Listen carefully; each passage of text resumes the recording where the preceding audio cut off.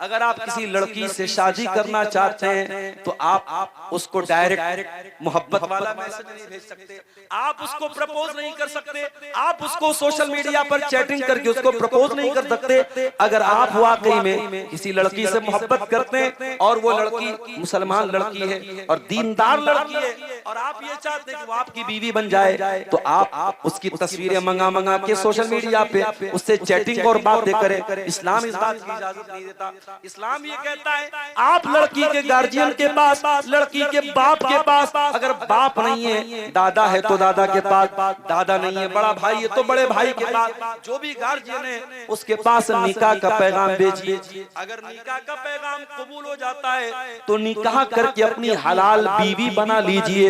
ओ मेरी बहनों, कान खोल के सुन लो, ये सोशल मीडिया पर प्यार और मोहब्बत का दावा करने वाले ये सब तुम्हारे जिस्म के भूखे भेड़िए हैं, ये हवस के भूखे भेड़िए हैं। अगर वाकई में जो तुमसे प्यार और मोहब्बत करेगा वो निकाह का पैगाम भेज करके हलाल तरीके से तुमको अपनी बीवी बनाएगा और बीवी बना करके जन्नत में तुमको अपने साथ लेके जाएगा। जो मोहब्बत करेगा वो अपने साथ जन्नत में लेके जाएगा, जो मोहब्बत करेगा वो ज़िना करके तुमको जहन्नम में लेके नहीं जाएगा। ओ मेरी प्यारी बहनों, मोहब्बत के नाम पे कोई ज़िना की दावत दे तो खबरदार उसकी दावत को कबूल न करना। लड़कियों को भी यही पैगाम देता हूँ और लड़कों को भी यही पैगाम देता हूँ, मेरे नौजवान भाइयों, अपनी जवानी को इतना हल्का न बनाओ, अपने आप को इतना हकीर न बनाओ। अल्लाह ताला ने तुम्हारे जिस्म के अंदर जो शहवत और जो जरूरत है उसको पूरा करने के लिए निकाह का सिस्टम रखा है। अगर तुम निकाह करने के काबिल हो गए निकाह कर लो, हराम तरीके से अपनी ख्वाहिशात को पूरा न करो। दुनिया में इंसान दौलत कमा रहा है, समझता है कि दौलत हमेशा उसके काम आएगी, झूठी शोहरत कमा रहा है, झूठा नाम कमा रहा है, समझता है ये शोहरत हमेशा काम आएगी, ये नाम हमेशा काम आएगा। बाल बच्चों के पीछे जिंदगी बर्बाद करके बैठा है, समझता है ये बाल बच्चे कल कयामत के दिन काम आ जाएंगे। अल्लाह फरमाता है कयामत का दिन यौमुत तगाबुन होगा, धोखे का दिन होगा, फ्रॉड का दिन होगा। तुमको समझ में आ जाएगा ये दुनिया बहुत बड़ा धोखा है, बहुत बड़ा फ्रॉड है। जिनसे तुम उम्मीद लगा के बैठे थे कयामत के दिन वो तुम्हारे कोई काम नहीं आएंगे, न माल काम आएगा, न शोहरत काम आएगी, न औलाद काम आएगी, न आपका बाप काम आएगा, न आपकी माँ काम आएगी। तो कयामत आएगी और जिस दिन ये कयामत आएगी उस दिन की हालत क्या होगी अल्लाह ने उसका एक हल्का सा नक्शा खींचा है सूरह हज की शुरू की दुआ। या अय्युहन्नासु तक़ू रब्बकुम इन्न ज़लज़लतस्साअति शैउन अज़ीम। ऐ लोगों अपने परवरदिगार से डरो, कयामत का दिन का जलजला बड़ा खतरनाक होगा। दुनिया में छोटे मोटे जलजले आते हैं, लोग परेशान हो जाते हैं। नेपाल में जलजला आया, मैंने न्यूज में पढ़ा, लोग होटलों के बाहर चले आए, किसी को लगेज की फिक्र नहीं है, किसी को अपने बच्चों की फिक्र नहीं, अपनी बीवी की फिक्र नहीं। जो जहां जान बचा के भाग सकता है भाग रहा है। वो लोगों जब दुनिया के मामूली जलजलों का ये हाल है, दिल्ली में अभी एक होटल में आग लगी, अफरा तफरी का माहौल था, 21 लोग उस आग में जल करके मर गए और कुछ मुसलमानों ने अपनी जान पे खेल करके 7 लोगों की जान बचाई।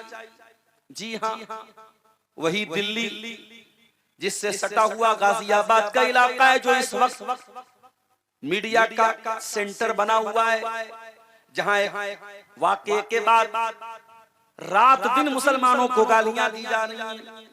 उसी गाजियाबाद से सटा हुआ दिल्ली का इलाका, और दिल्ली में ये घटना होती है, आग लगती है होटल में, और उस आग को रोकने के लिए और लोगों की जान बचाने के लिए रियाजुद्दीन नाम का एक मुसलमान दुकानदार अपने 2 लाख के गद्दों को फेंक देता है, बर्बाद कर देता है। इसलिए फेंक देता है कि उन गद्दों के जरिए लोगों की जान बच जाए।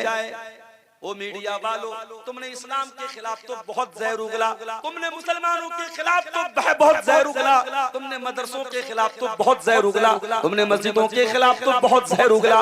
काश कि तुमने मुसलमान की ये तस्वीर भी दुनिया को दिखाई होती कि इसी देश के अंदर और उसी गाजियाबाद से सटे हुए दिल्ली के इलाके में ये चंद मुसलमान थे जिन्होंने इंसानियत का बेहतरीन नमूना पेश करते हुए ये नहीं देखा कि हम किसकी जान बचा रहे हैं, मुसलमान की बचा रहे कि गैर मुस्लिम की बचा रहे हैं। उन्होंने अपनी जान पे खेल के अपने 2 लाख का माल बर्बाद करके लोगों की जान बचाई।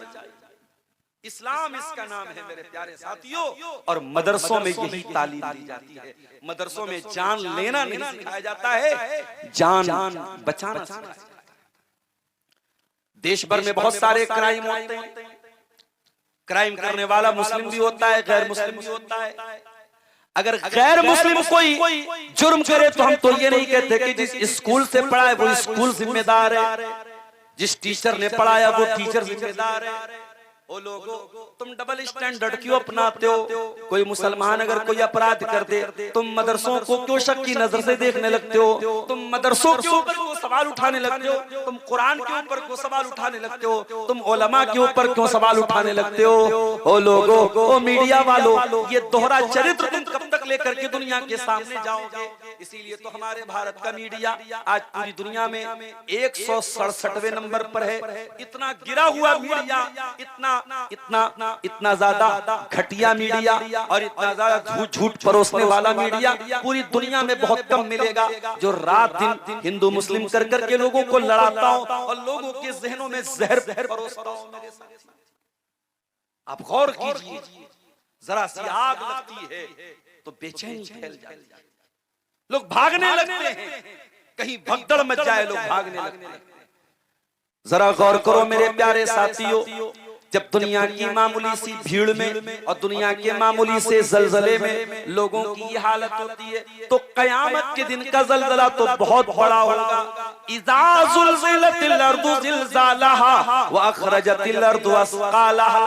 कयामत के दिन तो पूरी जमीन को हिला दिया जाएगा और जमीन अपने सारे के सारे बोझ निकाल देगी, सारे मुर्दे अपनी कब्र से बाहर निकल जाएंगे, सारा सोना चांदी बाहर निकल जाएगा।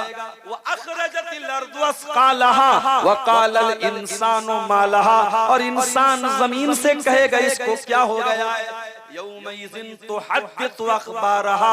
कयामत के दिन जमीन बोलेगी, जमीन बताएगी, जमीन खबर देगी बिअन्ना रब्बका औहा लहा। जमीन को अल्लाह ताला ने ऑर्डर दिया था, जमीन को अल्लाह ने हुक्म दिया था, अल्लाह के हुक्म से लोगों के बारे में गवाही दी। जी हाँ नीमा वालों, इसी इलाके में बहुत सारे लोग बैठ करके मोबाइल पर रील्स भी देख रहे होंगे। कोई लड़का किसी लड़की से बातें भी कर रहा होगा, कोई शराबी बैठ के शराब भी पी रहा होगा। और आपको अल्लाह ने तौफीक दी, आप पिंडाल के नीचे यहाँ जलसे में आए हैं, अपना नींद कुर्बान करके, अपना बिस्तर कुर्बान करके यहाँ कुरान सुनने आए हैं, हदीस सुनने आए हैं, दीन की बातें सुनने आए हैं, अपनी इस्लाह करने आए हैं। मेरे प्यारे साथियों, इंशाअल्लाह ये नीमा की सरजमीन, ये जलसा का भी कयामत के दिन गवाही देगा। यौमइज़िन तुहद्दिसु अख़बारहा। कयामत के दिन जमीन बोलेगी, जमीन गवाही। और सिर्फ जमीन नहीं बोलेगी, कयामत के दिन हमारे आज़ा, हमारे पार्ट्स ऑफ बॉडी, हमारे शरीर के अंग भी बोलेंगे। हत्ता इदा मा जाऊहा शहीदा अलैहिम समउहुम व अबसारुहुम व जुलूदुहुम बिमा कानू यामलून। कयामत के दिन तुम्हारे कान तुम्हारे खिलाफ गवाही देंगे, तुम्हारी आंखें तुम्हारे खिलाफ गवाही देंगी, तुम्हारे बदन की चमड़ी तुम्हारे खिलाफ गवाही देगी। वक़ालू लिजुलूदिहिम लिमा शहिदतुम अलैना क़ालू अंतक़नल्लाहु अल्लज़ी अंतक़ कुल्ल शै। इंसान देखेगा मेरी चमड़ी कैसे बोल रही है। अरे आज अगर तेरे फिंगरप्रिंट से तेरा मोबाइल खुल सकता है, तेरे फिंगरप्रिंट से तू आधार के जरिए पैसा निकाल सकता है। अगर आज तू अपने दिमाग के जरिए अपनी उंगली का ये इस्तेमाल कर सकता है, तो कल अल्लाह ताला इस उंगली से तूने मोबाइल पर क्या क्या टच किया था, ये उंगली भी कल कयामत के दिन बोलेगी। उंगली कहेगी, इंसान की चमड़ी कहेगी, अंतकनल्लाहुल्लज़ी अंतका कुल्ल शै, अल्लाह ने हमको बोलना सिखाया है और हम तेरे हर करतूत को सामने लेके आए। दुनिया की अदालत में मुजरिम झूठ बोल लेता है, झूठी गवाही दे देता है, अपने आप को बचा लेता है। कयामत के दिन इंसान अपने आप को नहीं बचा पाएगा। अल यौमा नख्तिमु अला अफवाहिहिम व तुकल्लिमुना अयदीहिम व तशहदु अर्जुलुहुम बिमा कानू यक्सिबून। मेरे बंदो, हम तुम्हारे मुंह के ऊपर मुहर लगा देंगे, तुम अपने मुंह से कुछ नहीं बोल पाओगे, तुम्हारी जबान से एक लफ्ज नहीं निकलेगा, तुम्हारा हाथ गवाही देगा, तुम्हारा पैर गवाही देगा, तुम्हें अपने मुंह से कहने की कोई जरूरत नहीं पड़ेगी। कैमरा लगा हुआ है, सब रिकॉर्ड हो रहा है, इसमें बड़े अच्छे अच्छे मोबाइल भी होंगे माशाअल्लाह। ये हमारे नौजवान अब्दुल गफ्फार साहब आ रहे, वीडियो बना रहे, माफ करना मुझे पसंद नहीं है, मैं साफ साफ कह रहा हूँ, ये जो उलमा आ रहे हैं, चल रहे हैं, एक एक एक्टिविटी का जो आप वीडियो बनाते हो, ये बहुत अच्छी बात नहीं, मैं मना करता हूं। मौलाना आपके साथ सेल्फी लेना चाहता हूं, तुमने मौलाना की 10 तकरीरें सुनी, तुम आज भी बेनमाजी हो, क्या फायदा सेल्फी लेने का। तुमने मौलाना की 100 तकरीरें सुन ली, मौलाना के साथ बहुत बड़ी सेल्फी लेते हो, बड़ी मोहब्बत करते हो, हर तकरीर में जाते हो, तुम गुटखा खाना तुमने नहीं छोड़ा, तुमने लड़कियों से बात करना नहीं छोड़ा, तुमने लड़कियों से चैटिंग करना नहीं छोड़ा, तुमने हराम काम नहीं छोड़ा। ये सेल्फियां कयामत के दिन तुम्हारे काम नहीं आएंगी। याद रखो मेरे प्यारे साथियों, कयामत के दिन हम जो कुछ कर रहे हैं, दुनिया का मोबाइल तो हमको रिकॉर्ड कर रहा है, मगर बीच में ऐसा भी हो सकता है रिकॉर्डिंग रुक जाए, मोबाइल डिस्चार्ज हो जाए, हो सकता है वीडियो बन जाए, आवाज ना आए, मगर अल्लाह ताला का जो रिकॉर्डिंग सिस्टम है वो कभी पॉज होने वाला नहीं है, वो कभी डिस्चार्ज होने वाला नहीं है। इज़ यतलक्कल मुतलक्कियानी अनिल यमीनी व अनिश शिमाली क़ईद। मेरे बंदो, हमने तुम्हारे अमाल को रिकॉर्ड करने के लिए 2 फरिश्तों को लगा के रखा है, एक दाएं बैठा है, एक बाएं बैठा है। मा यल्फिज़ु मिन क़ौलिन इल्ला लदैहि रक़ीबुन अतीद। वो तुम्हारा वीडियो भी रिकॉर्ड कर रहा है, वो तुम्हारा ऑडियो भी रिकॉर्ड कर रहा है, तुम क्या कर रहे हो वो भी लिखा जा रहा है, तुम क्या बोल रहे हो वो भी लिखा जा रहा है। तुम सो जाते हो, तुम्हें नींद आती है, तुम बाथरूम जाते हो, तुम आराम करते हो, तुम थक जाते हो, फरिश्तों को बाथरूम जाना नहीं पड़ता, फरिश्ते थकते नहीं है, फरिश्ते 24 घंटे काम करते हैं, 24/7 काम करते हैं, और ये फरिश्ते तुम्हारी एक एक हरकत को रिकॉर्ड कर रहे हैं, एक एक हरकत रिकॉर्ड हो रही है। व इन्ना अलैकुम लहाफिज़ीन किरामन कातिबीन यालमून मा तफअलून। मेरे बंदो, हमने तुम्हारे अमाल को रिकॉर्ड करने के लिए किरामन कातिबीन को मुकर्रर कर दिया है, जो तुम्हारे एक एक अमल को लिख रहे हैं। कोई गलत काम करते हुए किसी की कोई वीडियो बना ले, वीडियो बना के ब्लैकमेल करता है, तेरा वो वाला वीडियो मेरे पास है, इतना पैसा दे दे वरना ये वीडियो सोशल मीडिया पे वायरल कर दूंगा, डाल दूंगा सोशल मीडिया। एक दूसरे का वीडियो बना के आज एक दूसरे को ब्लैकमेल किया जाता है। मेरे प्यारे साथियों, हमारी पूरी जिंदगी का वीडियो बन रहा है, और जरा सोचो, दुनिया में अगर वायरल हो गया तो दुनिया में ज्यादा से ज्यादा ये होगा, आज बेइज्जत हो जाएंगे, कल फिर इज्जत मिल जाएगी, आज 4 लोग बुरा भला कहेंगे, कल भूल जाएंगे, लेकिन कयामत के दिन अगर वो वीडियो वायरल हो गया तो कयामत के दिन जो रुसवाई मिलेगी वो तो कभी खत्म होने वाली नहीं है। इसीलिए हमारे बाप इब्राहिम अलैहिस्सलाम ने बड़ी प्यारी दुआ की थी, अल्लाह से कहा था, वला तुखज़िनी यौम युबअसून यौम ला यनफ़उ मालुन वला बनून। ऐ अल्लाह, मुझे कयामत के दिन तू रुसवा न करना, मुझे कयामत के दिन तू जलील न करना, जिस दिन न माल काम आएगा न औलाद काम आएगी। सारी जिंदगी का वीडियो बन रहा है, सारी जिंदगी का ऑडियो बन रहा है, और कयामत के दिन ये वीडियो फाइल ओपन की जाए। अब जरा सोचो मेरे भाइयों, जो गुनाह हमने किए हैं, जो पाप हमने किए, हमारे बाप को नहीं मालूम, हमारी माँ को नहीं मालूम, हमारे अलावा किसी को नहीं मालूम, अल्लाह को तो हमारे वो गुनाह भी मालूम है। अल्लाह के पास तो हमारे सारे गुनाहों का रिकॉर्ड है। जब कयामत के दिन वो फाइल खुलेगी तब क्या होगा? ववुदियल किताब, तेरी जिंदगी भर की फाइल रखी जाएगी, खोली जाएगी। फतरल मुजरिमीन मुशफिकीन मिम्मा फी, तो जो अल्लाह के नाफरमान बंदे हैं, जो मुजरिम बंदे हैं, वो ये देख के डर जाएंगे, हाय अल्लाह अब तो मेरी फाइल ओपन हो जाएगी, अब तो मेरा वीडियो वायरल हो जाएगा, अब तो मेरे बारे में सबको पता चल जाएगा। वो डरे हुए होंगे, वो सहमे हुए होंगे, और जब वो फाइल खोली जाएगी, वयक़ूलूना या वैलतना मा लिहाज़ल किताबी ला युगादिरु सगीरतन वला कबीरतन इल्ला अहसाहा, कहेंगे हाय हमारी बर्बादी, ये कैसी फाइल है, ये कैसा वीडियो है, ये कैसा ऑडियो है। कोई छोटा से छोटा अमल ऐसा नहीं जो इसके अंदर रिकॉर्ड ना हुआ हो, कोई बड़ा से बड़ा अमल ऐसा नहीं जो इसके अंदर रिकॉर्ड ना हो। ये होगा क़यामत का दिन। इसीलिए अल्लाह ताला कुरान में हमें क़यामत के दिन से डरा रहा है। या अय्युहन्नासु तक़ू रब्बकुम इन्न ज़लज़लतस्साअति शैउन अज़ीम, ऐ लोगों अपने परवरदिगार से डरो, क़यामत के दिन का ज़लज़ला बड़ा खतरनाक होगा। ऐ अल्लाह कितना खतरनाक होगा? फरमाया यौम तरौनहा तज़हलु कुल्लु मुर्दियतिन अम्मा अर्दात, क़यामत के दिन तुम देखोगे कि दूध पिलाने वाली माँ भी अपने बच्चे को छोड़ देगी। दुनिया में माँ अपने बच्चे को कभी नहीं छोड़ती। मध्य प्रदेश के जबलपुर में बरगी डैम के पास, बरगी डैम के पास एक हादसा हुआ था। एक पानी का जहाज डूब गया था, आपने खबर सुनी होगी। उसमें एक औरत भी डूब गई थी, उसके पास लाइफ जैकेट थी, वो औरत अपने आप को बचा सकती थी, लेकिन उसका छोटा बच्चा डूब रहा था। अपने बच्चे को बचाने के लिए वो औरत खुद डूब गई, और जब उस औरत की लाश मिलती है तो अपने बच्चे को अपनी बाहों में समेटे हुए औरत मर गई, माँ मर गई, मगर बच्चे को गोद से न छोड़ा, बच्चे को बाहों से न निकाला।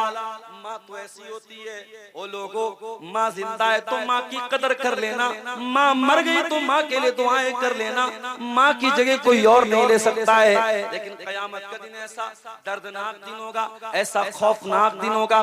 फरमाया यौम तरौनहा तज़हलु कुल्लु मुर्दियतिन अम्मा अर्ज़अत, उस दिन तुम देखोगे कि दूध पिलाने वाली माँ भी अपने बच्चे से,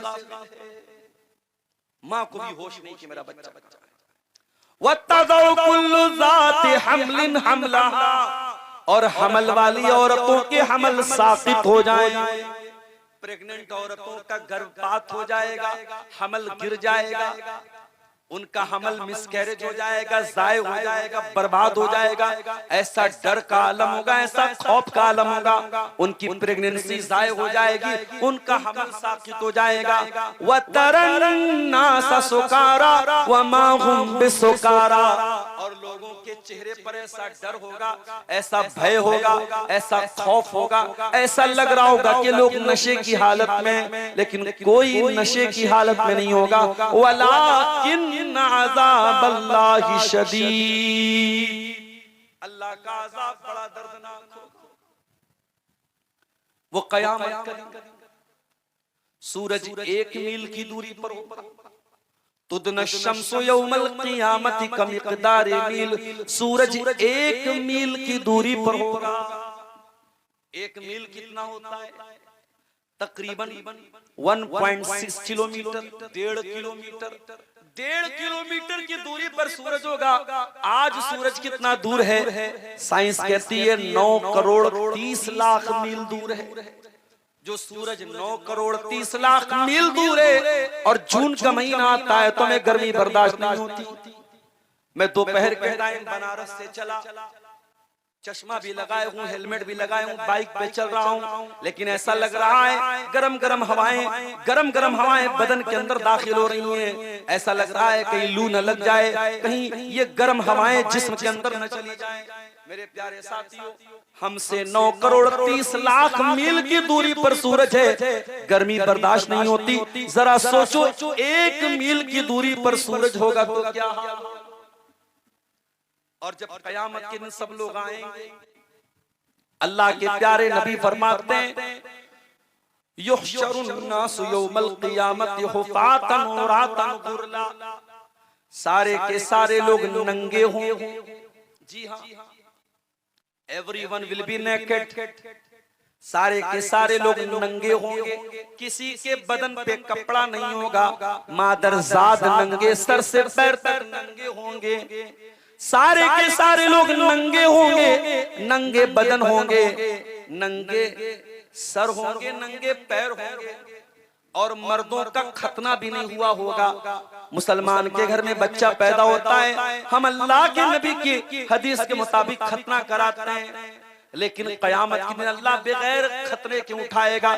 जैसे माँ के पेट से पैदा हो तो उसी हाल में उठाया जाएगा।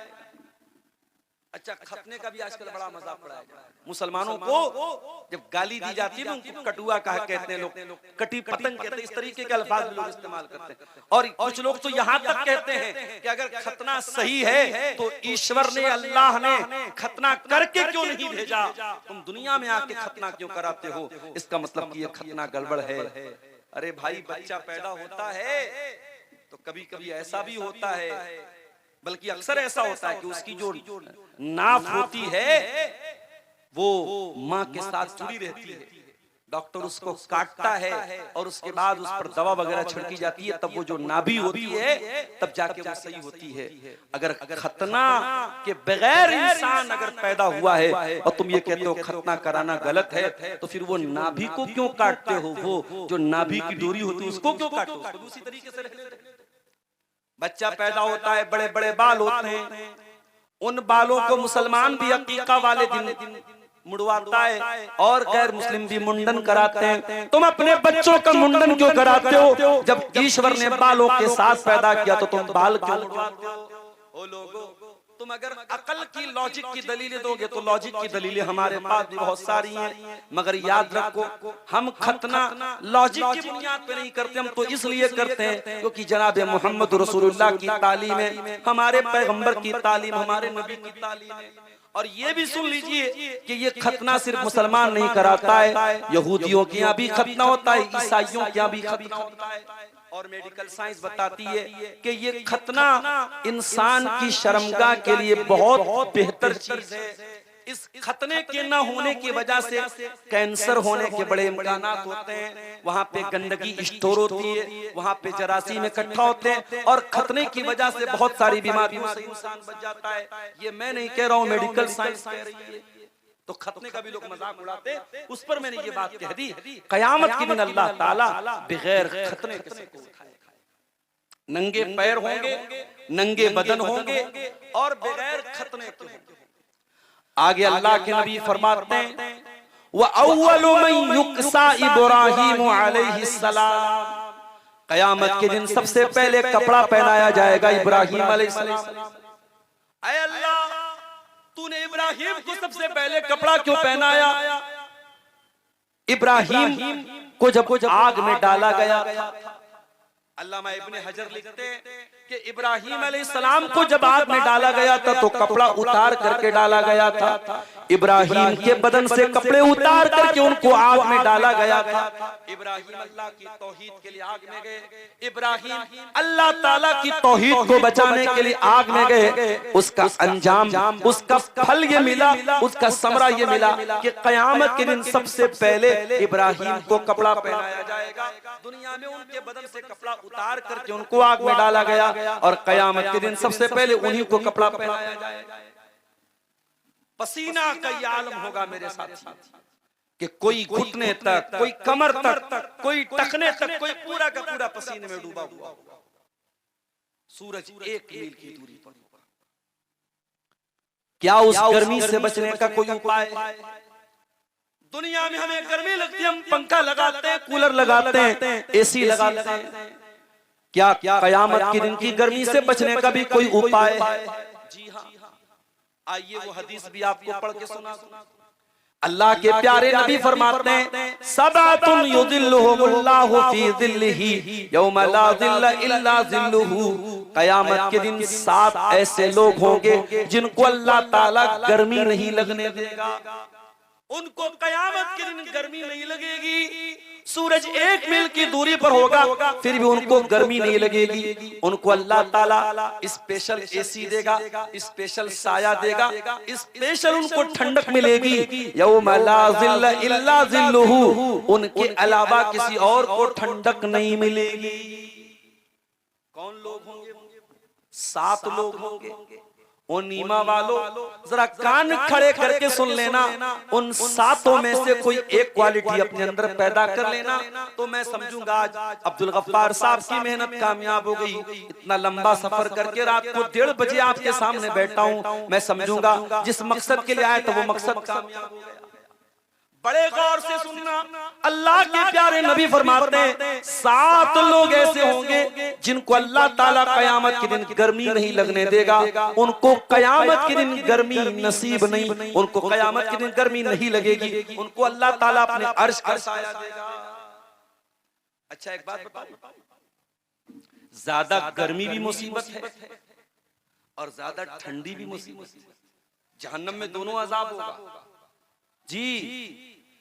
जहन्नम में बहुत ज्यादा गर्मी भी होगी और जहन्नम में बहुत ज्यादा सर्दी भी लगेगी। इसीलिए अल्लाह ताला कुरान करीम में जब जन्नतियों का जिक्र करता है तो फरमाता है कि जब जन्नतियों को अल्लाह ताला जन्नत में दाखिल करेगा, मुत्तकीन फीहा अलल अराइक, जन्नती आराम से तकिया लगा करके बैठे होंगे। ला यरौन फीहा शम्सन वला ज़महरीरा, और जन्नतियों को जन्नत में न धूप लगेगी न सर्दी लगेगी। ना तो उनका मौसम बहुत ज्यादा ठंडा होगा, उनका क्लाइमेट बहुत ज्यादा ठंडा भी नहीं होगा, इतनी ज्यादा ठंडक नहीं होगी परेशान हो जाएं, और इतनी ज्यादा गर्मी भी नहीं होगी कि परेशान हो जाएं। ना तो उनको धूप लगेगी ना उनको सर्दी लगेगी।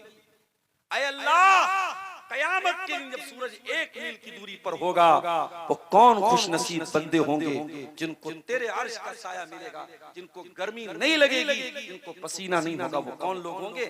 नंबर 1 इमामुन आदिल, अदल करने वाला इमाम, अदल करने वाला बादशाह, न्याय करने वाला बादशाह, जो लोगों के साथ न्याय करता हो, अन्याय न करता हो, जो कानून चलाता हो तो सबके लिए कानून बराबर हो, मजहब देख करके कानून का पालन न करवाता हो। एक जुर्म पर एक मजहब को कोई और सजा दी जाए और दूसरे मजहब वालों को वो सजा न दी जाए, अगर ऐसा कोई करता है वो दुनिया की नजर में बहुत अच्छा हो सकता है, मगर अल्लाह की नजर में, रसूल की नजर में, इंसानियत की नजर में वो इंसान जालिम माना जाएगा, जो कानून का दुरुपयोग करता है, जो न्याय का गलत इस्तेमाल करता है।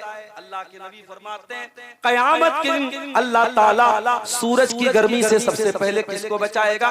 इमामुन आदिलुन, इंसाफ करने वाला बादशाह, इंसाफ करने वाला इमाम, इंसाफ करने वाला लीडर। जानते हो इंसाफ किसको कहते हैं? आओ मैं तुम्हें रसूल की अदालत में लेके चलता हूं। अल्लाह के प्यारे नबी के पास एक केस आया, एक औरत ने चोरी कर ली। उस औरत का नाम फातिमा था और वो बहुत बड़े कबीले से उसका ताल्लुक था, कबीले बनु मखसूम से उस औरत का ताल्लुक था। ये कौन सा कबीला था? ये हजरत खालिद बिन वलीद का कबीला था, ये अबू जहल का कबीला था, ये अरब का बहुत बड़ा कबीला था। उसी कबीले की औरत थी फातिमा, उसने चोरी कर ली और इस्लाम में चोरी की सजा ये है कि कलाई तक हाथ काटा जाएगा। अल्लाह के प्यारे नबी की अदालत में केस आया, आपने फैसला किया औरत का हाथ काटा जाएगा। यहाँ ये मसला भी याद रखो, हर चोरी पर हाथ नहीं कटेगा। कोई 10 रुपया चोरा के चला जाए हाथ नहीं कटेगा, उसकी लिमिट बताई गई है कि कितनी चोरी पर हाथ कटेगा। वो अलग मसला है, मैं वो डिटेल में नहीं जाना चाहता हूं, लेकिन इतना याद रखिए हर चोरी पर हाथ नहीं कटेगा। उस औरत ने इतनी चोरी की थी जिस चोरी पर हाथ कटता है, नबी ने डिसीजन दे दिया, फैसला दे दिया, हाथ काटा जाएगा।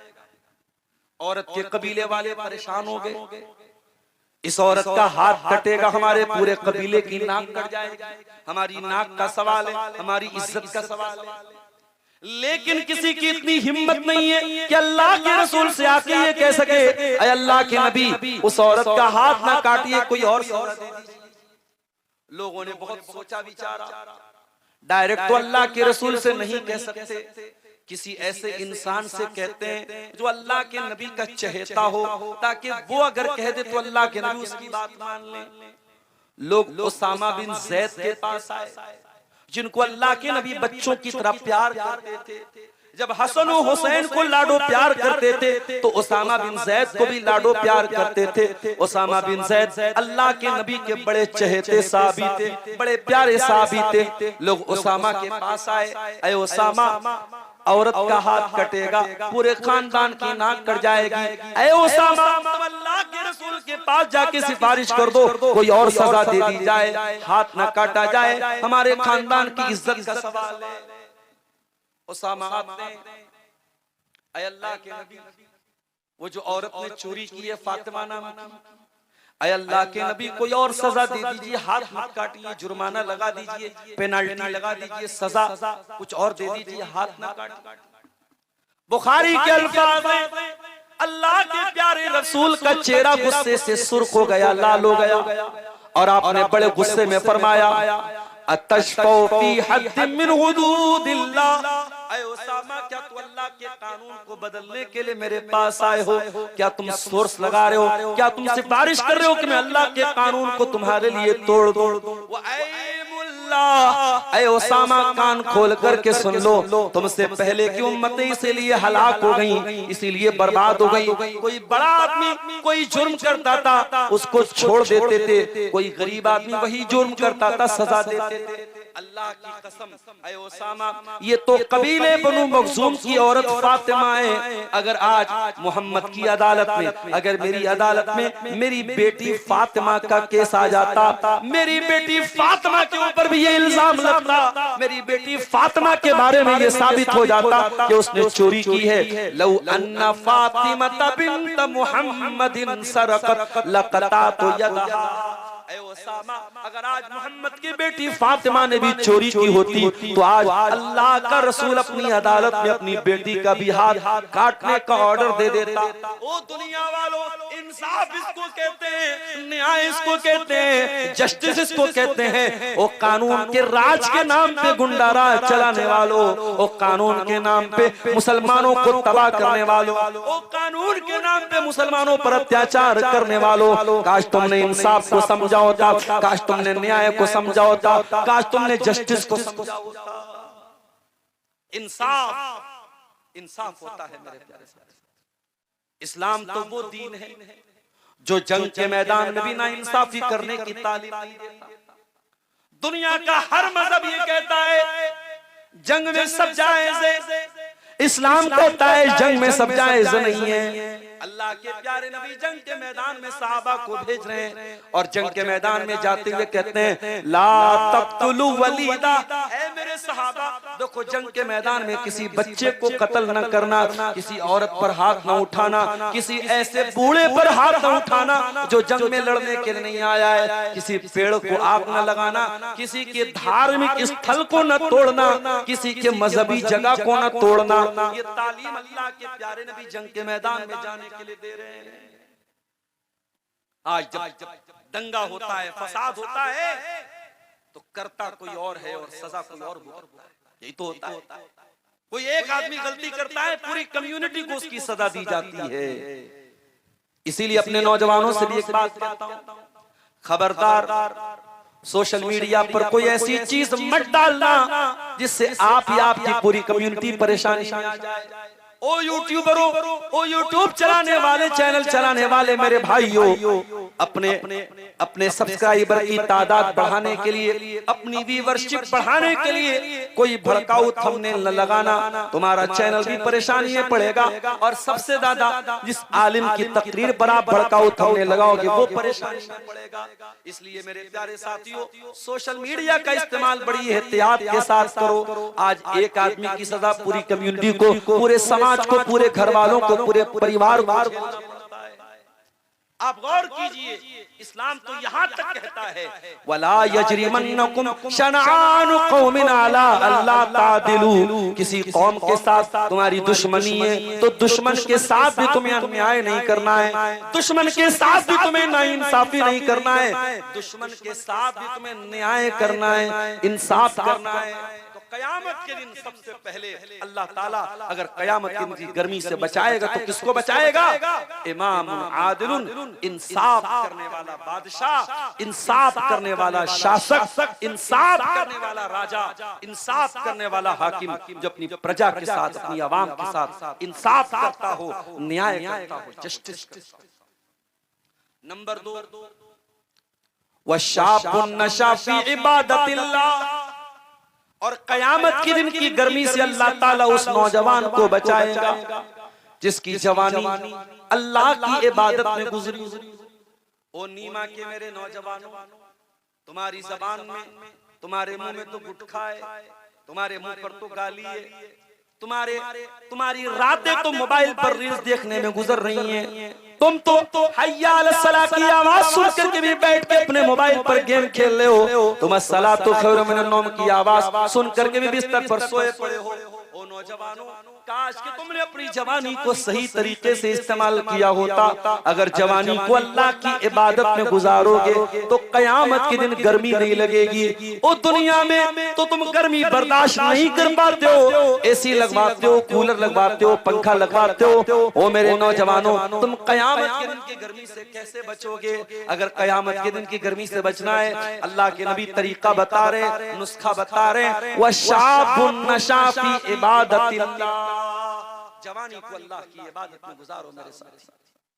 नहीं मौलवी साहब, अभी जवान हैं, अभी मजा ले लेने दीजिए, बुढ़ापा आएगा सुधर जाएंगे। ओ बुढ़ापे का इंतजार करने वालों, जाओ जरा कब्रिस्तान में जाके देखो, जनाजों की तादाद आपको जवानों की कम नहीं मिलेगी, जवानों की तादाद ज्यादा मिलेगी, जवानों के जनाजे आपको ज्यादा मिलेंगे। अभी 2-3 हफ्ते पहले का वाकया मैंने कई तकरीरों में सुनाया है। उत्तर प्रदेश में सिद्धार्थनगर में मेरा प्रोग्राम था, बनारस से 300 किलोमीटर दूर मेरा प्रोग्राम था। मैं बाई कार गया था, तकरीर करके मैं वापस बनारस जा रहा था, जो मेरी आदत है, रात में वापस जा रहा था। उसी जलसे में मुंबई के भी एक मौलाना आए थे, मौलाना इरफान मदनी साहब, उनकी भी तकरीर थी। वो बंबई से आए हुए थे लेकिन उनका गांव वहीं पर आसपास में था। जलसा कमेटी के लोग उनको छोड़ने के लिए गए, 2 नौजवान अपनी कार से ड्रॉप करने के लिए मौलाना के गांव तक गए, वापस लौटने लगे। रात का समय था, बल्कि ये कह लीजिए भोर का समय था, सुबह का समय था। सुबह के 3 साढ़े 3 बज रहे थे। उन दोनों नौजवानों में से एक नौजवान रात भर का जगा हुआ था, उसको नींद आ रही थी। 10 सेकंड के लिए उसको नींद आई और एक खतरनाक किस्म के मोड़ के पास एक्सीडेंट हो गया, गाड़ी खाई में गिर गई और दोनों नौजवान ऑन द स्पॉट इंतकाल कर गए। मैं बनारस पहुंचा हूं, फोन आया, मौलाना आप तो पहुंच गए। मैंने कहा मैं पहुंच गया। यह बहुत बड़ा हादसा हो गया, मौलाना इरफान मदनी को छोड़ने 2 लड़के गए थे, दोनों लड़कों का ऑन द स्पॉट इंतकाल हो गया। हम नहीं जानते मेरे भाइयों कौन सा एक्सीडेंट हमारी मौत की खबर लेके आ जाए, कौन सा हादसा हमारे बच्चों को यतीम बना दे, कौन सा एक्सीडेंट हमारी बीवी को बेवा बना दे। ओ नौजवानों, इंतजार मत करो बुढ़ापे का, इंतजार मत करो मौत के आने का। मौत आ जाएगी फिर तौबा करने का मौका नहीं मिलेगा। बुढ़ापा आने के पहले भी मौत आ सकती है। वशाबुन नशा फी इबादतिल्लाह, वो नौजवान बन जाओ जिस नौजवान की जवानी अल्लाह की इबादत में गुजरती हो। ये जवानी बहुत बड़ी नेमत है मेरे प्यारे साथी। ये जवानी कितनी बड़ी नेमत है, जरा बूढ़े लोगों से जाके पूछो। कितने बूढ़े जो आज आज हज करने गए और हज करने जब वो व्हील चेयर पे तवाफ कर रहे हैं, वो रोते हुए तमन्ना करते हैं, जब मैं 35 साल का था, जब मैं 30 साल का था, मेरे पास पैसा भी था, ताकत भी थी, दौलत भी थी, काश मैंने 30-35 साल में हज कर लिया होता, उम्रा कर लिया होता। आज कितने बूढ़े डंडा लेके मस्जिद में नमाज पढ़ने जा रहे हैं, कुर्सी पर बैठ के नमाज पढ़ रहे हैं और दिल ही दिल में रोते हैं, काश मैंने जवानी में नमाज की आदत डाली होती। मेरे नौजवानों, ये जवानी बहुत बड़ी अल्लाह की नेमत है और इसीलिए अल्लाह के नबी फरमाते हैं, इग़तनिम खम्सन क़ब्ल खम्सिन, 5 चीजों की कदर करो, 5 चीजों के आने से पहले, 5 चीजों को मूल्यवान समझो, 5 चीजों को कीमती समझो, 5 चीजों के आने से पहले। शबाब का कबल हरमिक, अपनी जवानी को गनीमत समझो बुढ़ापे के आने से पहले। वस्सिहत का कबल सकमिक, अपनी तंदुरुस्ती को गनीमत समझो बीमार होने के पहले। वगिना का कबल फक्रिक, अपनी दौलत को गनीमत समझो फकीर होने से पहले। वफराग का कबल शुगलिक, अपने समय का मूल्य समझो बिजी होने से पहले। वहयात का कबल मौतिक, और अपनी जिंदगी की कदर करो मौत आने के पहले। ये दूसरा आदमी होगा जिसको अल्लाह ताला कयामत के दिन अर्श का साया देगा। वह शाबुन नशा फी इबादतिल्लाह, वो नौजवान जिसकी जवानी अल्लाह की इबादत। आइए मैं 2 नौजवानों का वाकया आपको सुना देता हूँ। एक नौजवान जिसका नाम मुसअब बिन उमैर, जो मक्के का बहुत खूबसूरत और हैंडसम नौजवान है, बड़ा बेहतरीन कपड़ा पहनता है, बड़ी अच्छी खुशबू लगाता है, उसका जूता बाहर से आता है, उसका कपड़ा बाहर से आता है। मुसअब बिन उमैर मक्के का बड़ा हैंडसम नौजवान है, बड़ा फैशनेबल नौजवान है। मुसअब बिन उमैर ने इस्लाम कबूल कर लिया, अल्लाह के नबी के पास आकर के ईमान कबूल कर लिया। बाप ने घर से निकाल दिया, माँ ने रिश्ता तोड़ दिया। मुसअब बिन उमैर जमीन पे आ गए। कल तक तो आसमान की सैर कर रहे थे, आज जमीन पे आ गए। मुसअब बिन उमैर जो कल तक बड़े अमीर बाप के बेटे थे, करोड़पति बाप के बेटे थे, आज ईमान लाने के बाद बाप ने भी नाता तोड़ दिया, माँ ने भी रिश्ता तोड़ दिया। मुसअब बिन उमैर फटा पुराना कपड़ा पहन करके मक्के में चले गए। लेकिन मुसअब बिन उमैर को कोई फर्क नहीं पड़ा, उनकी जिंदगी का एक ही मिशन था, मुझे अल्लाह के दीन के लिए मेहनत करना है, मुझे अल्लाह को राजी करना है, मुझे नबी का साथ देना है, मुझे इस्लाम का साथ देना है। अल्लाह के नबी ने मुसअब को मदीना भेजा। ऐ मुसअब मैं तुमको मदीना भेज रहा हूं। ऐ अल्लाह के नबी मैं मदीना जाके क्या करूंगा? वहां जाके तुम्हें इस्लाम की तबलीग करना है, तुम्हें लोगों को इस्लाम के बारे में बताना है। मुसअब बिन उमैर मदीना पहुंचे। अभी मदीना में बहुत कम लोग ईमान वाले हैं, बहुत थोड़े से लोग ईमान वाले थे। मुसअब बिन उमैर ने लगातार 1 साल तक मेहनत की। 1 साल तक मेहनत करने के बाद इतना काम किया उन्होंने, मदीना में जाकर के हर मदीना के हर घर में कोई ना कोई आदमी इस्लाम को कबूल कर लेता है, हर घर में कोई ना कोई एक आदमी मुसलमान हो जाता है। ये 1 साल के कठिन परिश्रम का नतीजा है, ये मेहनत का नतीजा है। मुसअब बिन उमैर, मेरे नौजवानों, जरूरी नहीं है कि आप आलिम दीन बन जाएं तभी आप दीन का काम कर सकते। आप गवर्नमेंट टीचर हैं, आप डॉक्टर हैं, आप इंजीनियर हैं, आप किसी भी फील्ड में हैं, आप अपनी फील्ड में रह करके भी दीन का काम कर सकते हैं। जितनी मालूमात अल्लाह ने आपको दी है और जितना आपने उलमा से सीखा है, उसके दायरे में रह करके आप लोगों को तौहीद का रास्ता बताइए। अगर आपके जरिए कोई एक आदमी भी हिदायत को कबूल कर लेता है तो यह आपकी जिंदगी की सबसे कीमती कमाई है, सबसे बड़ी कमाई है। मेरे प्यारे साथियों, मुसअब बिन उमैर के जरिए मदीना में इस्लाम की एक लहर चली और मदीना के हर घर से लोगों ने इस्लाम कबूल किया। बाद में अल्लाह के रसूल जब मदीना आए तो मदीना में बहुत बड़ी तादाद में लोग इस्लाम कबूल कर चुके। यही मुसअब बिन उमैर जंगे उहुद में शहीद हो जाते हैं, अल्लाह की राह में लड़ते लड़ते शहीद हो जाते हैं। और शहीद हो जाने के बाद जब कफनाया जाने लगता है तो ये लंबे चौड़े थे, इनकी हाइट ज्यादा थी, बॉडी बिल्डर आदमी थे और कफन की चादर छोटी थी और एक से ज्यादा चादर की गुंजाइश नहीं थी। मुसअब बिन उमैर को जब कफनाया जाने लगा तो सहाबे किराम की आंखों से आंसू आ गए। हाय हाय, ये तो वही मुसब है जो कल मक्के का सबसे खूबसूरत और हैंडसम नौजवान था, जो सबसे बेहतरीन कपड़ा पहन करके घूमा करता था, आज इंतकाल हो गया है। और कफन का कपड़ा इतना भी नहीं कि पूरी बॉडी को कवर किया जा सके, सर को तो कफन में बांधा गया और पैर पे घास फूस डाल के मुसब बिन उमैर को कब्र में उतारा गया। ओ नौजवानों, ये भी तो एक नौजवान थे, कहाँ तुम्हारी जवानी गुजर रही है और कहाँ मुसब बिन उमैर की जवानी गुजरी थी। जरा अब्दुल्ला बिन उमर को देखो। अब्दुल्ला बिन उमर कौन है? हजरत उमर के बेटे हैं, हजरत उमर के बेटे हैं, हजरत हफ्सा के भाई हैं, अल्लाह के रसूल के साले हैं। अब्दुल्ला बिन उमर मस्जिद में सोया करते थे। एक दिन उन्होंने रात में ख्वाब देखा, बड़ा अजीबोगरीब ख्वाब देखा।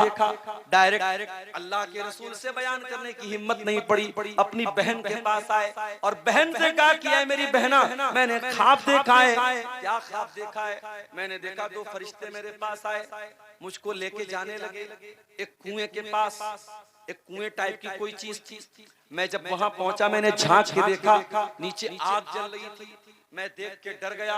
उन दोनों फरिश्तों ने कहा कि तुम डरो नहीं, तुम इस आग के अंदर नहीं जाओगे। ऐ मेरी बहन हफ्सा, जरा अल्लाह के प्यारे रसूल से पूछ के बताना, इस ख्वाब की ताबीर क्या है, इस ख्वाब का मतलब क्या है, इस ख्वाब में मुझको अल्लाह ताला क्या दिखा रहा है।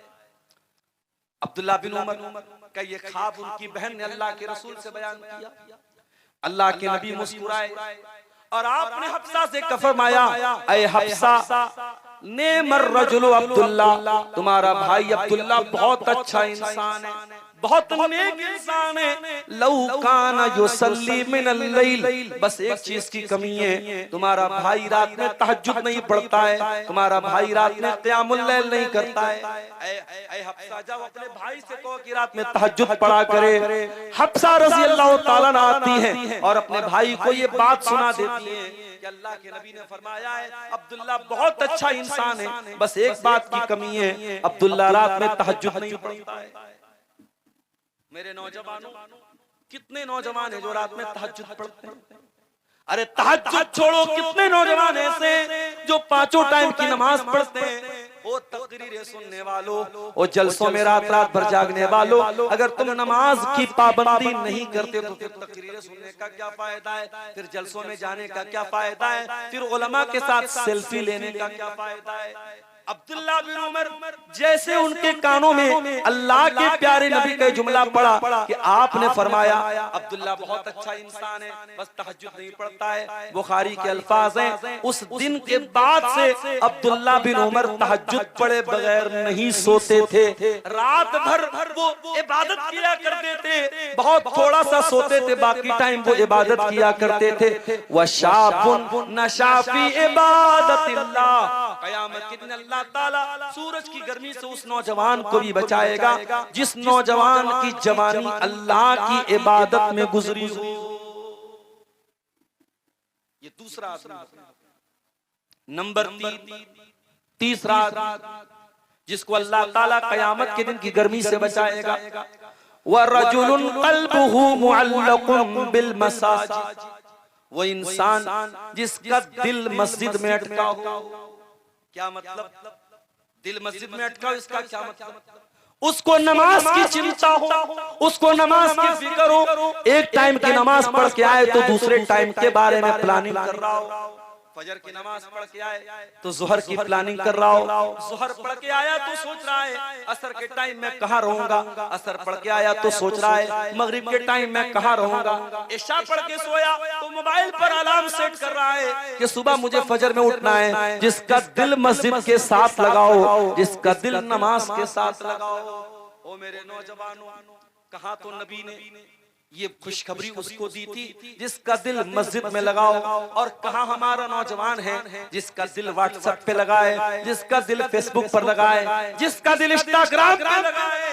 और आज इन्हीं चीजों के पीछे हमारा नौजवान अपना टाइम बर्बाद कर रहा है। हालात इतने बुरे हो चुके हैं, कितनी लड़कियां हैं जो अपने शरीर को दिखा दिखा के इंस्टाग्राम पे फॉलोअर बढ़ा रही हैं, कितने बाप ऐसे अपनी जवान बेटियों के हुस्न की नुमाइश करा करके पैसे कमा रहे हैं, कितने शौहर ऐसे जो अपनी बीवियों की अदाएं दिखा करके पैसे कमा रहे हैं। चंद पैसों के लिए, चंद व्यूज के लिए लोग आज सोशल मीडिया पर क्या क्या कर रहे हैं मेरे साथियों, जरा गौर कीजिए। लोगों का दिल आज फेसबुक के लाइक्स में लगा है, लोगों का दिल स्टेटस लगाने के बाद इसमें अटका है। मेरे स्टेटस को कितने लोगों ने देखा, मेरी फेसबुक पोस्ट को कितने लोगों ने देखा, मेरे चैनल को कितने लोगों ने फॉलो किया।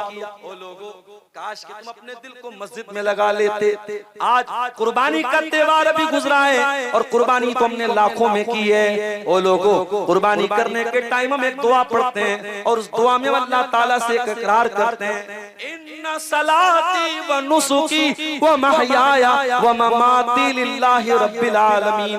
बेशक मेरी नमाज अल्लाह ताला के लिए, मेरी कुर्बानी अल्लाह ताला के लिए, मेरा जीना अल्लाह ताला के लिए, मेरा मरना अल्लाह ताला के लिए। ऐ मुसलमान, तू तो कुर्बानी की दुआ में भी ये कह रहा है मेरी नमाज अल्लाह के लिए। तू कुर्बानी का नाम तो बाद में ले रहा है, तू नमाज का नाम तो पहले ले रहा है, मगर तेरी जिंदगी में नमाज तो कहीं नजर नहीं आती है। तेरे नबी का हाल तो ये था, इंतकाल के पहले तेरे नबी कह के गए अस्सलाता अस्सलाता व मा मलकत ऐमानुकुम। ऐ मेरी उम्मत के लोगों, नमाज का ख्याल करना।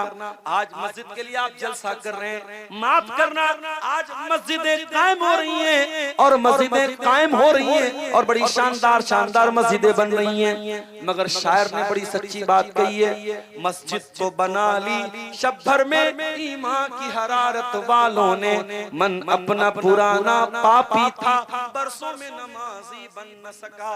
इस नमाज से मेरे भाई अल्लाह का कोई फायदा नहीं है, तू अल्लाह को कुछ नहीं दे देता है। ये नमाज तेरे फायदे के लिए, तू नमाज पढ़ेगा तुझे सुकून मिलेगा, तू नमाज पढ़ेगा तेरी रोजी रोटी में बरकत आएगी, तू नमाज पढ़ेगा तेरी जिंदगी में टाइम टेबल बन जाएगा, तेरी जिंदगी में मैनेजमेंट आ जाएगा, तू नमाज पढ़ेगा तेरे घर में दीनदारी आ जाएगी, तू नमाज पढ़ेगा तेरे चेहरे पर नूर आ जाएगा, तू नमाज पढ़ेगा तेरे बच्चे भी नेक बन जाएंगे। इसलिए मेरे प्यारे साथियों, ये तीसरी अलामत अल्लाह के नबी फरमा रहे हैं, वरजुलुन क़ल्बुहु मुअल्लकुम बिल मसाजिद, जिसका दिल मस्जिद में अटका हो, जिसका दिल नमाज में। इसीलिए अल्लाह के नबी फरमाते हैं, अगर एक टाइम की नमाज पढ़ करके अगली नमाज के इंतजार में कोई बैठा है, मान लीजिए आप असर की नमाज पढ़ के मस्जिद में बैठ गए और बैठ करके अल्लाह ताला का जिक्र करते रहे, तस्बीह पढ़ते रहे, दुआएं करते रहे, यहाँ तक के मगरिब का टाइम हो गया, तो अल्लाह के प्यारे नबी फरमाते हैं, जितनी देर तक इंसान अगली नमाज के इंतजार में बैठा है, उतनी देर तक समझो वो नमाज की हालत में, उतनी देर तक उसको नमाज पढ़ने का सवाब मिलेगा। ओ लोगों, नमाज को इतना हकीर न जानो, नमाज को इतना हल्के में मत लो। ये नमाज तो वो इबादत है कि जब इब्राहिम अलैहिस्सलाम की बीवी की इज्जत खतरे में थी, जब हजरत सारा को जालिम बादशाह अपने पास लेके चला गया और इब्राहिम को ये डर हुआ मेरी बीवी की इज्जत कहीं खतरे में न चली जाए, इब्राहिम के पास कोई ऑप्शन नहीं था, इब्राहिम कमजोर थे, इब्राहिम जेल में थे, कैद खाने में थे, और बुखारी के अल्फाज हैं, इब्राहिम नमाज पढ़ने लगे और नमाज पढ़ के अपनी बीवी की इज्जत की दुआएं करने लगे और अल्लाह ताला ने इब्राहिम की दुआ को कबूल भी किया। जब वो जालिम बादशाह हजरत सारा के करीब पहुंचा और उनको हाथ लगाने की कोशिश की, उसका हाथ पैरालाइज हो गया, उसका हाथ पत्थर का हो गया, उसका हाथ आगे ही नहीं बढ़ रहा था। उसने कहा तू दुआ कर दे, मैं ठीक हो जाऊं, मैं दोबारा तुझको टच नहीं करूंगा।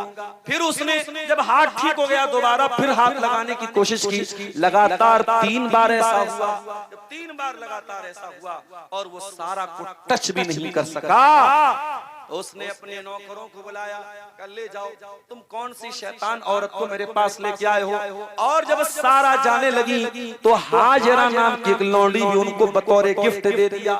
और सारा जब हाजरा को लेकर के पहुंची तो देखा कि शौहर तो नमाज पढ़ रहा है और शौहर नमाज की हालत में अपनी बीवी की इज्जत की दुआएं कर रहा है। दूर से हजरत हाजरा ने, हजरत सारा ने अपने शौहर इब्राहिम को देखा और कहा रद्दल्लाहु कैदल फाजिर व अखदम हाजर, ऐ मेरे सरताज, अल्लाह ताला ने आपकी दुआ को सुन लिया और अल्लाह ताला ने उस बादशाह की चाल को नाकाम कर दिया और हमें तोहफे के तौर पे हाजरा भी दे दिया। मेरे प्यारे साथियों, ये नमाज व इबादत है, इसको हकीर न समझना, इसको हल्के में न लेना। अल्लाह के नबी जब बहुत टेंशन में होते थे, आप हजरत बिलाल से कहते थे, या बिलाल अरिहना बिस्सलाह, ऐ बिलाल तू हमें नमाज के जरिए सुकून दे। 3 चीजें होंगी। नंबर 4, 7 चीजें बयान करके मैं तकरीर अपनी खत्म कर दूंगा। सुनिए, चौथी चीज जो कयामत की दिन की गर्मी से आपको नजात देगी, अल्लाह के नबी फरमाते हैं, वरजुलानी तहाब्बा फिल्लाहि इज्तमा अलैहि व तफर्रक़ा अलैहि। 2 लोग आपस में मोहब्बत करते अल्लाह के लिए और आपस में नफरत करते हैं तो अल्लाह के लिए, मिलते हैं तो अल्लाह के लिए और जुदा होते हैं तो अल्लाह के लिए। आप किसी आलिम दीन से मोहब्बत करते हैं, आपका कोई रिश्ता नहीं है उससे, आप उससे इसलिए मोहब्बत करते हैं क्योंकि वो आपको कुरान पढ़ के सुनाता है, वो हदीसें पढ़ के सुनाता है, वो दीन की बातें करके सुनाता है, आप उससे मोहब्बत करते हैं। आप अपने बच्चे का नाम उसके नाम पे रखते हैं, आप ये चाहते हैं मेरा बच्चा भी उस आलिम दीन के जैसा हो जाए। ये मोहब्बत भी अल्लाह के लिए है। मेरे प्यारे साथियों, अगर ऐसी मोहब्बत आपको अपने उलमा के साथ है, ऐसी मोहब्बत आपको अपने दुआत के साथ है, ये मोहब्बत भी कल कयामत के दिन आपको सूरज की गर्मी से बचाएगी। 2 लोग आपस में मोहब्बत करते हैं अल्लाह के लिए, मिलते हैं अल्लाह के लिए, जुदा होते हैं अल्लाह के लिए। आज ऐसी मोहब्बत कहाँ मिलती है? आज तो मोहब्बत पैसे की बदौलत, आज तो मोहब्बत दुनियावी फायदे की बदौलत, 4 पैसे का फायदा जिससे हम उसी से दुआ सलाम करते हैं, उसी से हमारा ताल्लुक है। मेरे प्यारे साथियों, पैसा ही सब कुछ नहीं है, दुनिया ही सब कुछ नहीं है। अल्लाह के लिए भी मोहब्बत किया करो, दीन की बुनियाद पर भी मोहब्बत किया करो। अल्लाह के नबी फरमाते हैं, वरजुलानी तहाब्बा फिल्लाहि इज्तमा अलैहि व तफर्रक़ा अलैहि। 2 लोग आपस में मोहब्बत करते हो अल्लाह के लिए, जुदा होते हो अल्लाह के लिए, मिलते हो अल्लाह के लिए, तो ऐसे 2 लोगों को भी अल्लाह ताला कयामत के दिन अपने अर्श का साया देगा। 4 हो गए। नंबर 5, वरजुलुन दातहु इम्राअतुन ज़ातु मनसिबिन व जमालिन फ़क़ाल इन्नी अख़ाफ़ुल्लाह। और कयामत की दिन की गर्मी से अल्लाह ताला उस इंसान को भी बचाएगा जिसको कोई खूबसूरत औरत और पैसे वाली औरत, मलका औरत, हुकूमत वाली औरत गुनाह की दावत दे, गलत काम की दावत दे और वो ये कह के ठुकरा दे कि मैं अल्लाह से डरता हूँ, मैं तेरे जाल में नहीं फंसने वाला, मैं तेरे चक्कर में नहीं पड़ने वाला। ओ मेरी प्यारी बहनों, तुम सोशल मीडिया चलाती हो, मैं तुमको भी एक पैगाम देना चाहता हूँ। आज पूर्णिया की, आज कटिहार की, आज अररिया की भी बहुत सारी मुसलमान लड़कियों की आईडी आपको इंस्टाग्राम पर मिल जाएगी। क्या काम है उनका?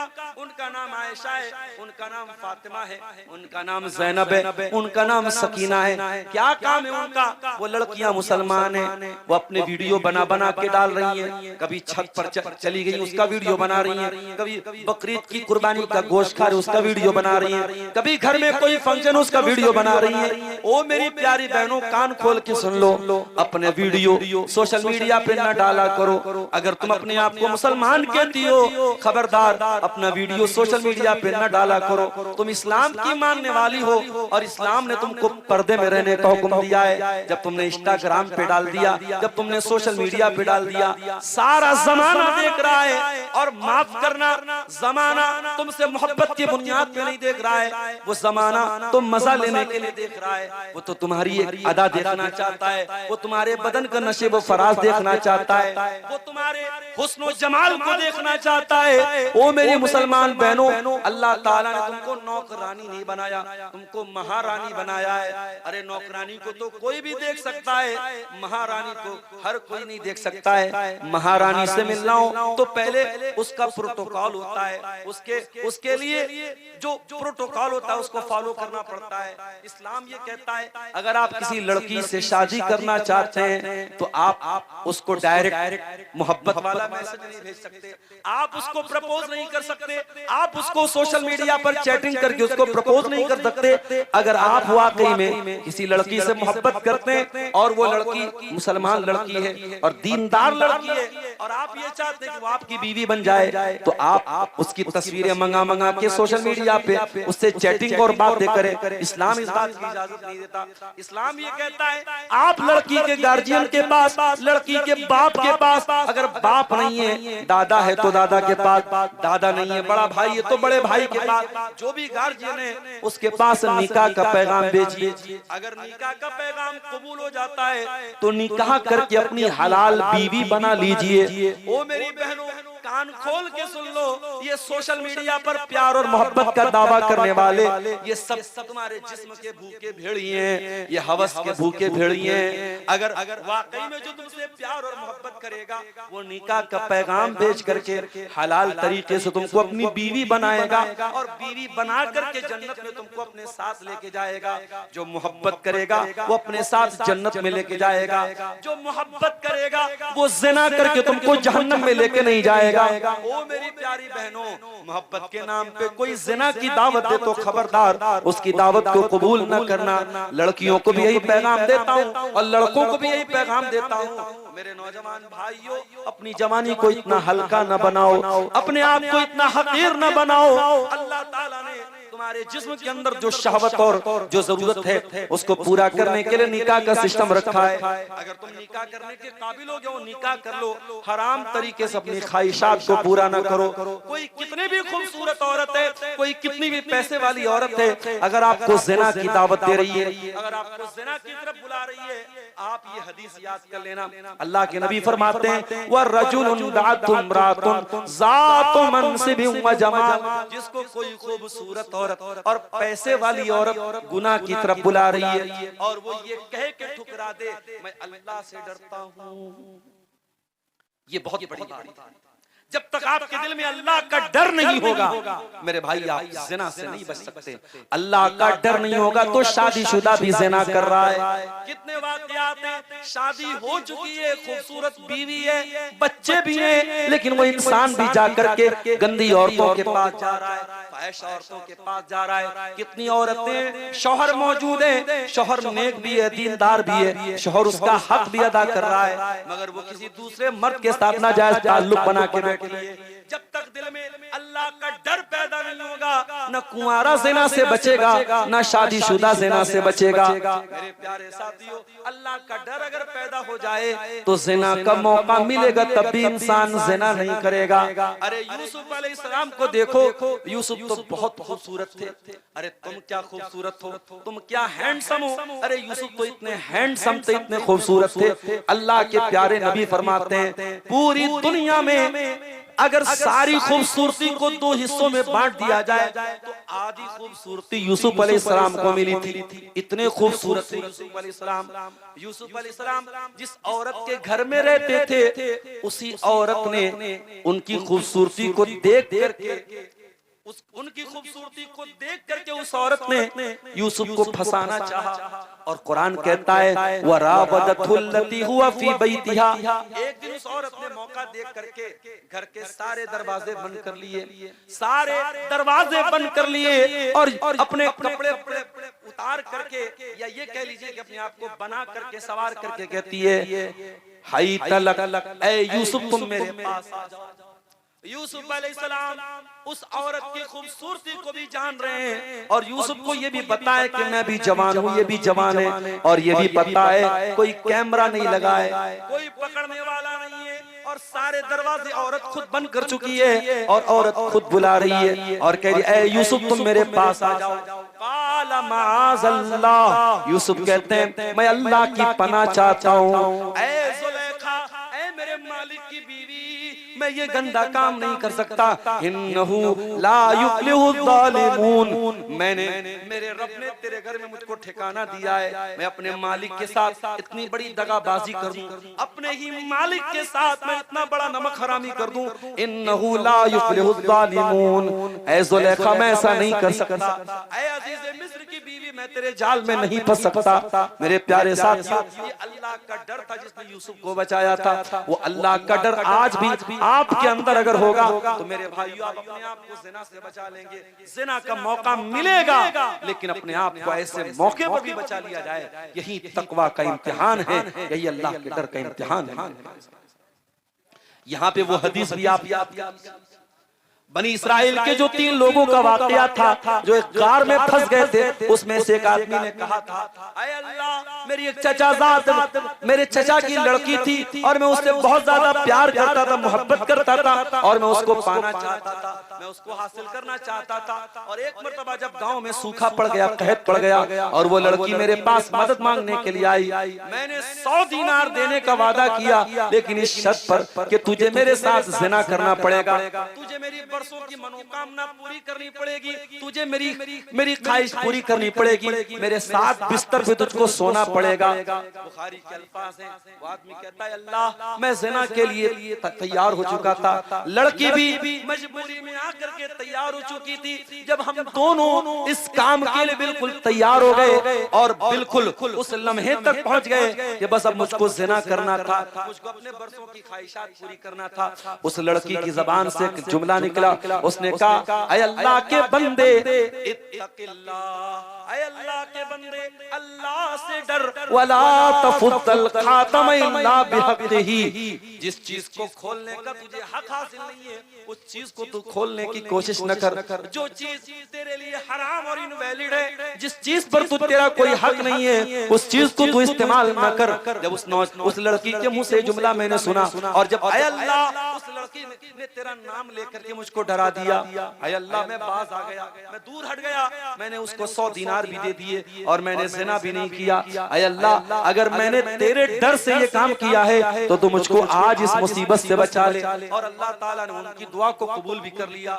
मेरे प्यारे साथियों, ये 5वां आदमी होगा जो कयामत के दिन अल्लाह तबारक व तआला के अर्श का साया पाएगा, उसको गर्मी नहीं लगेगी, उसको पसीना नहीं होगा। कौन होगा? जिसको कोई खूबसूरत औरत और कोई पैसे वाली औरत गुनाह की दावत दे और वो ठुकरा दे। मोबाइल चलाने वालों, सोशल मीडिया चलाने वालों, मैं जानता हूँ तकरीर करना आसान है, तकरीर सुनना आसान है, लेकिन प्रैक्टिकल ये काम बहुत मुश्किल है। जब ज़िना आसान हो जाए तो अपने दामन को इस गलत काम से बचाना मुश्किल है।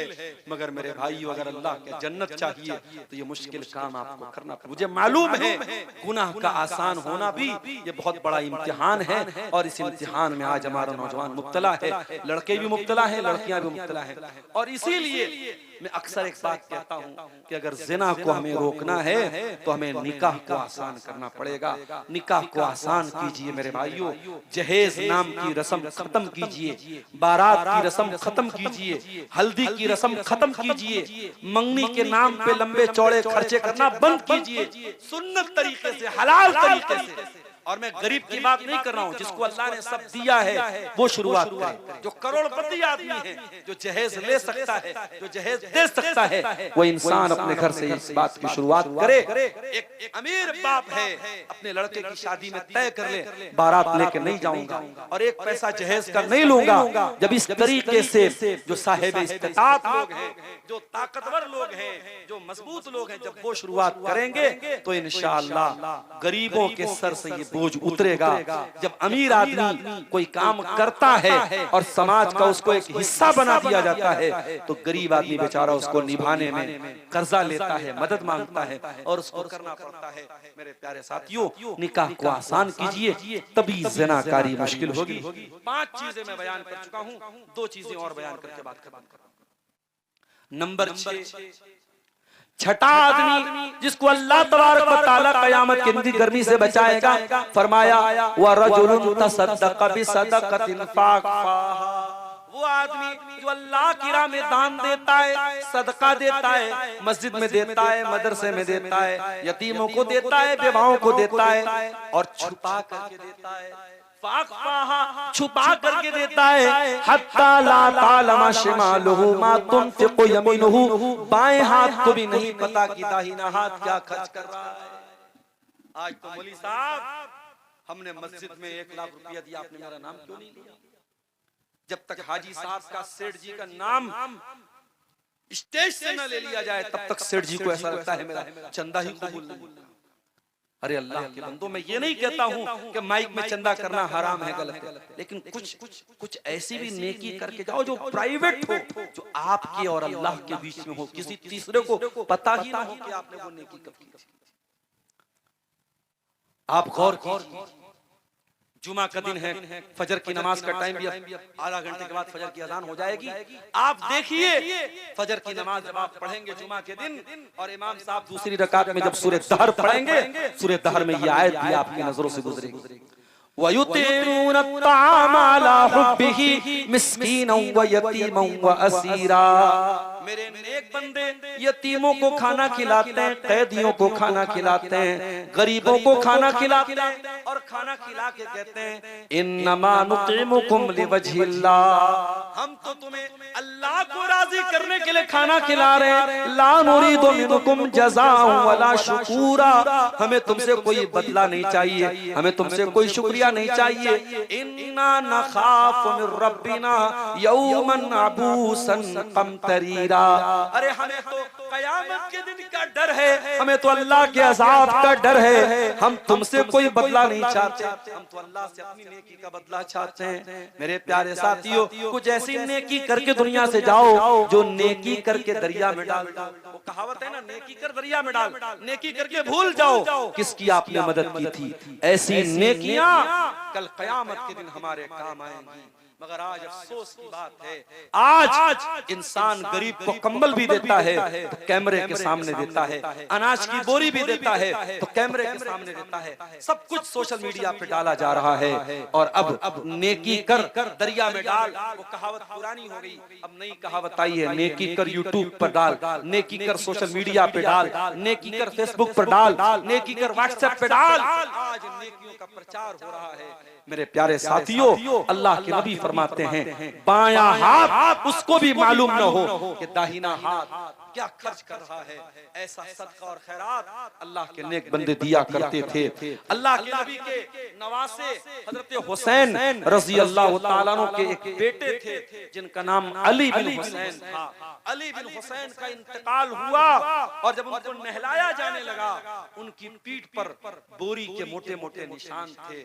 लोगों को बड़ी हैरत हुई कि ये तो ऐसी कोई मेहनत का काम नहीं करते थे, ये कोई बोरी बोरी नहीं उठाते थे, इनकी पीठ पर ये निशान क्यों पड़े हैं। धीरे धीरे मदीना के अंदर ये बात वायरल हो गई कि अली बिन हुसैन को नहलाया गया तो उनकी पीठ पर बोरी के निशान पड़े थे। मदीना की कुछ गरीब फैमिलियां, उनको भी जब ये बात पता चली, उन्होंने आकर के अली बिन हुसैन के घर वालों से कहा हमको मालूम है कि इनकी पीठ पर ये निशान क्यों पड़े हैं। कहा कैसे पड़े? कहा कि हर महीने की पहली तारीख को हमारे घर में अल्लाह का कोई नेक बंदा अनाज की बोरी लेके आया करता था, पूरे महीने का राशन लेके हमारे घर के दरवाजे पर पहुंचा दिया करता था। और ऐसे टाइम आता था जब रात का सन्नाटा और सारे लोग सो रहे हो, पूरी जिंदगी अली बिन हुसैन हमारे घर में अनाज की बोरी लाते रहे और हमको पता न चल सका वो अनाज की बोरी लाने वाले कौन है। आज इंतकाल के बाद इनके पीठ पर जो बोरी के मोटे मोटे निशान हैं, इन निशानों से ये पता चल गया हमारे घरों में अनाज की बोरी लाने वाला कोई और नहीं, वो नबी का नवासा है, वो नवासे के बेटे हैं, वो अली बिन हुसैन हैं। मेरे प्यारे साथियों, वह रजुलुन तसद्दक़ बिसदक़तिन फ़ाहा, ऐसा सदका करके जाओ कि बाएं हाथ को भी पता न चले दाहिने हाथ में क्या खर्च किया था। अगर ऐसा करके जाओगे तो कयामत के दिन गर्मी नहीं लगेगी, कयामत के दिन अल्लाह ताला अपनी एसी और अपने अर्श का साया देगा और वहां आपको ठंडक मिलेगी, वहां आपको कोई गर्मी नहीं लगेगी। अब एक आखिरी टुकड़ा हदीस का सुन लीजिए और इसी पर हम बात अपनी खत्म करेंगे। अल्लाह के नबी फरमाते हैं वरजुलन ज़करल्लाह खालियन फफाज़त ऐना, और कयामत के दिन वो इंसान भी अल्लाह के अर्श का साया पाएगा जो तन्हाई में अकेले में अल्लाह को याद करता हो। ओ मेरे नौजवानों, तुम तो अकेले में मोबाइल को इस्तेमाल करते हो और कैसे कैसे इस्तेमाल करते हो ये तुम जानते हो, तुम्हारा मोबाइल जानता है। तुमने सारी चीजों को डिलीट कर दिया होगा, मगर अल्लाह ताला क्या कोई चीज डिलीट होने वाली नहीं है। वो अपनी तन्हाइयों में गुनाह करने वालों, अकेले में हराम काम करने वालों और मोबाइल का गलत इस्तेमाल करने वालों, अल्लाह के नबी फरमाते हैं कि क़यामत के दिन अल्लाह ताला अपने अर्श का साया उस इंसान को देगा जो अकेले में मोबाइल का गलत इस्तेमाल नहीं कर रहा है, कोई गंदी फिल्म नहीं देख रहा है, कोई गंदी चीज नहीं देख रहा है, बल्कि अकेले में अल्लाह के सामने हाथ फैला के रो रहा है, अपने गुनाहों को याद करके रो रहा है। ज़करल्लाह खालियन, अरे पब्लिक के सामने रोने लगे, इसमें कौन सा कमाल है? कमाल तो ये है बंद कमरा है और आंखों से आंसू बह रहे हैं और सिसकियां निकल रही हैं और कोई सुनने वाला नहीं है, सुनने वाली कोई जात है तो अल्लाह की है। वो लोगों तुम दुनिया के सामने रोगे, दुनिया मजाक उड़ाएगी, दुनिया के सामने रोगे, दुनिया जलील करेगी, मगर अल्लाह के सामने रोने वाला कभी जलील नहीं होता है, अल्लाह के सामने रोने वाला कभी शर्मिंदा नहीं होता है। अल्लाह के नबी फरमाते हैं ऐनानी ला तमस्सुहुमुन नार, दो आंखें ऐसी हैं जो जहन्नम में नहीं जाएंगी। ऐनुन बातत तहरुसु फी सबीलिल्लाह, एक वो आंख है जो अल्लाह की राह में चौकीदारी कर रही है, जो इस्लामी हुकूमतों की बॉर्डर पर जो पहरेदारी कर रहे हैं, जो अल्लाह की राह में रात रात भर पहरेदारी कर रहे हैं, वो आंखें भी अल्लाह की जहन्नम की आग में नहीं जाएंगी। बकत मिन खशियतिल्लाह, और जिस आंख से अल्लाह के खौफ से आंसू बहता हो, जिस आंख से अल्लाह के खौफ से आंसू निकलता हो, जो अल्लाह के खौफ से रोता हो, वो इंसान भी जहन्नम की आग में नहीं जाएगा। मेरे प्यारे साथियों, अल्लाह के सामने रोया करो मेरे साथियों, अल्लाह के सामने आंसू बहाया करो। ये आंसू बड़े कीमती हैं, मगर क्या किया जाए, हमारे दिल बड़े कठोर हो गए हैं, हमारे दिल तो जनाजों को देख करके भी नहीं पसीजते हैं, हमारे दिल तो मैयतों को दफन करके भी नहीं पसीजते हैं। इंशाअल्लाह कभी मौका मिला इसी नीमा की सरजमीन पर हम इस मौजू पर भी तकरीर करेंगे। अल्लाह के नबी की आंखों से कब कब आंसू निकले थे, कब कब आप रोए थे, वो बड़ा प्यारा मौजू है, बड़ा बेहतरीन मौजू है, रुलाने वाला मौजू है, कभी उस पर भी हम बात करेंगे। मेरे प्यारे साथियों, आप गौर कीजिए, वो इंसान जो तन्हाई में अल्लाह को याद करता है और उसकी आंखों से आंसू बह जाते हैं। मैं एक वाकया सुना के बात खत्म कर रहा हूँ। हजरत आयशा रजी अल्लाह ताला अन्हा वो नमाज पढ़ रही थी और चाश की नमाज पढ़ रही थी और उस नमाज में सूरह तूर की तिलावत कर रही थी। सूरह तूर में अल्लाह ताला ने जन्नतियों का जिक्र किया और जन्नतियों का जिक्र करते हुए अल्लाह ने फरमाया कि जन्नती जब जन्नत में जाएंगे कहेंगे फमन्नल्लाहु अलैना व वक़ाना अज़ाबस समूम। जन्नती जब जन्नत में जाएंगे कहेंगे अल्लाह तेरा शुक्र है कि तूने हमको जहन्नम की आग से बचा लिया, जहन्नम की गर्म हवाओं से बचा लिया। आए अल्लाह तेरा बड़ा एहसान है कि तूने जन्नत में डाल दिया।